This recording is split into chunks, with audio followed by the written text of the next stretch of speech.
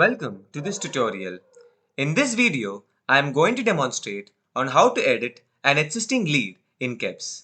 Once the user has navigated to the Leads app, he or she can edit any lead displayed on the landing page by two ways. The user can either click the right mouse button and select the edit option, or click the edit button under the Actions tab.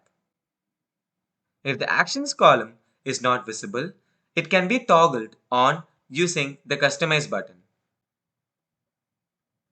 Once the Edit option is clicked, the user can make the necessary changes.